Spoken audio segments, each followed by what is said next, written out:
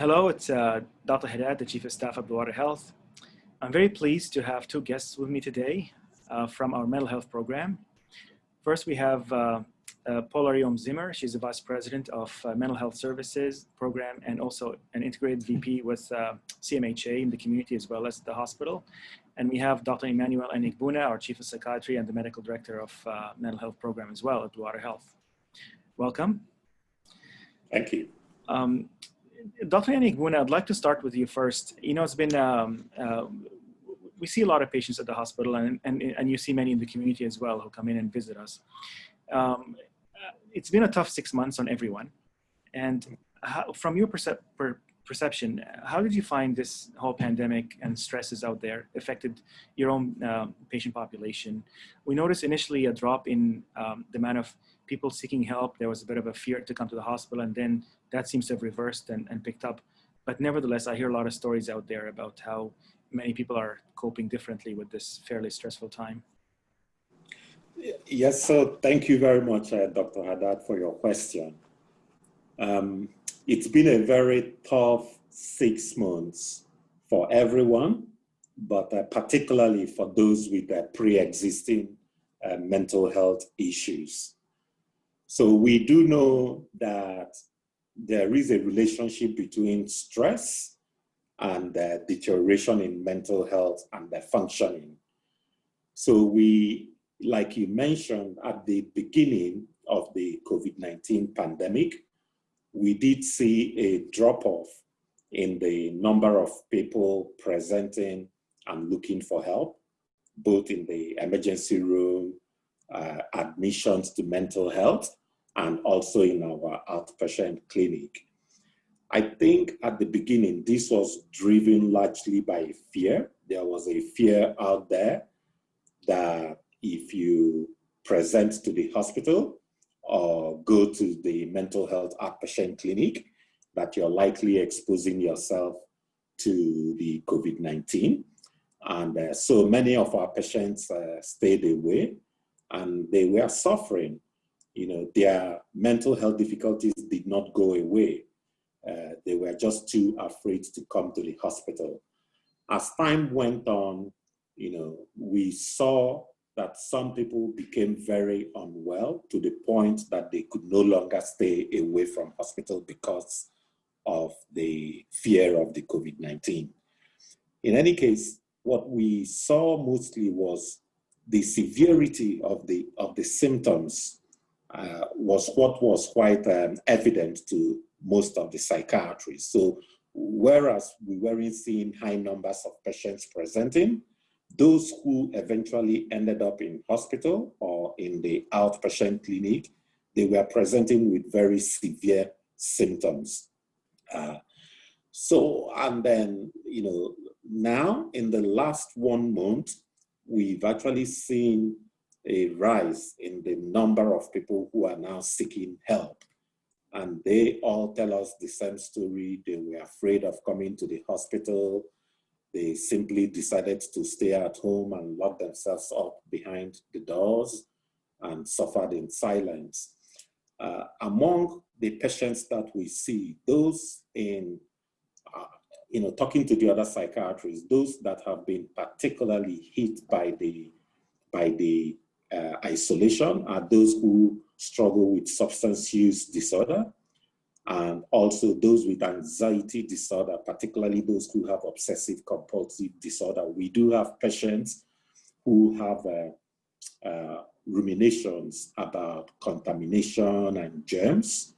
And these are people who we've been trying to stabilize, and then the COVID-19 pandemic occurred. And that kind of fueled their fear, their excessive fear about germs and contamination, and they became practically housebound. You know, some of the patients were washing their hands 100 times daily, you know, using Listerine, a bottle of Listerine, about 10 bottles. I have a patient who uses about 10 bottles of Listerine in order to avoid infection.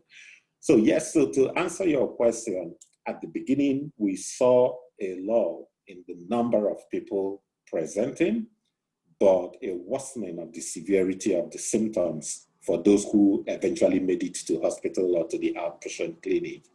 And then now we're seeing an increase, a huge tick upwards in the number of people who are now presenting looking for help. Well, it's quite sad because we always talk about this so-called collateral damage, that we still have a lot of patients that we have to look after. And it's not just about COVID-19 and both physical and mental health issues. And we haven't had any COVID-19, as you know, for 3 months now at the hospital.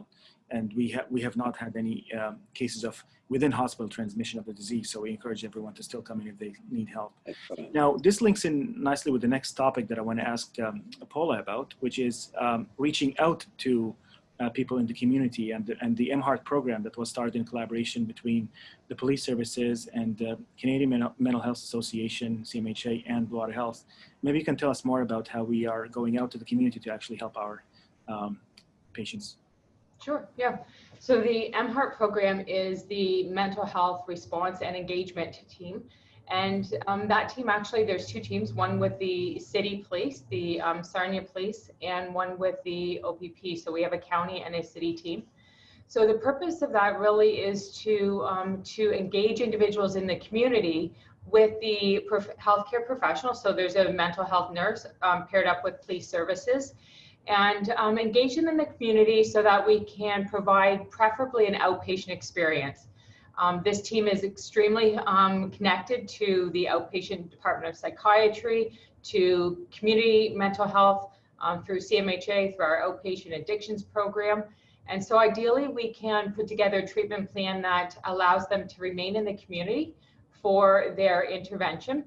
And sometimes when the individuals are attending to a call and the person they're going to see, they do present with more of an acute presentation, then it's more of a sensitive intervention. So the team have the proper tools, the assessment, the intervention that hopefully support their transition to the hospital in a more positive and engaging way. And really we do want to, that's the goal of the MHeart team, is to make sure that we can address mental health needs in the community so that we're engaging the patients to be part of the mental health care system versus them being afraid of any type of negative interaction they have. So both teams have done a fantastic job in that regard. We've attended more than this, we've had the program in service for more than 1 year. They've attended to more than 600 calls in the community, and only 38 of those calls have been, those individuals have had to be brought to our emergency department. So police services in the past, they would say that the majority of those calls in the past, police services would more likely pick up those individuals and bring them to the emerge to assess. But now that they're paired up, they're able to do some really important work in the community and avoid the emerge department altogether. That's just wonderful to hear. So it's nice to see the collaboration between different frontline services within Sarnia-Lambton. Well, I'd love to talk for hours about this topic. It's very important to our population and patients, of course. But we're out of time, and thank you so much for joining me today. And hopefully we can follow up more in the future with more discussions about mental health services in Sarnia-Lambton. Thank you.